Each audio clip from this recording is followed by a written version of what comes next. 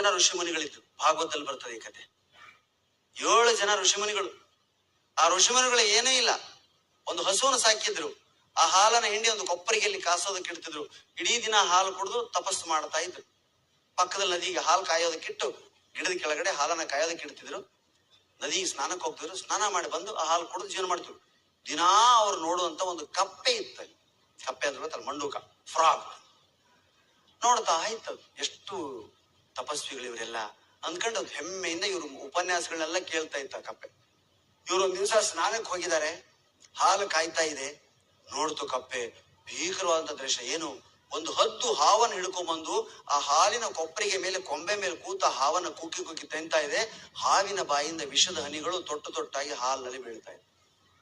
ಇಡೀ ಹಾಲು ವಿಷಮಯ. ನೋಡ್ತು ಕಪ್ಪೆ, ಅಯ್ಯೋ ಈ ಬಂದ ಋಷಿಮುನಿಗಳನ್ನು ಕುಡಿದು ಬಿಡ್ತಾರೆ, ಸತ್ತೋಗ್ಬಿಡ್ತಾರ ಅವರು, ಅವ್ರನ್ನ ಕಾಪಾಡೋದು ಹೇಗೆ?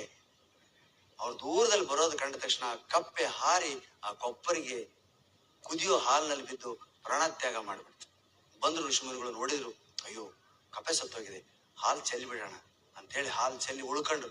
ಅದ್ರಲ್ಲಿ ಒಬ್ಬ ದಿವ್ಯ ದೃಷ್ಟಿ ಉಳ್ಳಂತ ಋಷಿ ಇದ್ದ. ಅವನಂದ, ಈ ಕಪ್ಪೆ ನಮಗಾಗಿ ಪ್ರಾಣ ತ್ಯಾಗ ಮಾಡಿದೆ ನೋಡಿ, ಇದರಲ್ಲಿ ಹಾಲು ವಿಷ ಬಿದ್ದಿದೆ, ಅದಕ್ಕೋಸ್ಕರ ಈ ಕಪ್ಪೆ ಪ್ರಾಣ ತ್ಯಾಗ ಮಾಡಿ, ಇದಕ್ಕೆ ಏನಾದ್ರೂ ಮಾಡ್ಬೇಕು, ನಾವು ಮೋಕ್ಷ ಕರುಣಿಸ್ಬೇಕು, ಒಳ್ಳೆ ಜನ್ಮ ಕರುಣಿಸ್ಬೇಕು ಅಂತೇಳಿ ಆ ಕಪ್ಪೆಗೆ ವರವನ್ನು ಕೊಟ್ರು. ಅದು ಹೆಣ್ಣು ಕಪ್ಪೆ ಆದ್ರಿಂದ ಸುಂದರವಾದಂತ ಯುವತಿಯಾಗಿ ನಿಂತು ಕೈ ಮುಗಿದು, ನೀನು ತ್ರಿಭುವನ ವೀರನನ್ನ ಮದುವೆಯಾಗಿ ಸುಖವಾಗಿರುವಂತ ಹರಿಸಿದ್ರು.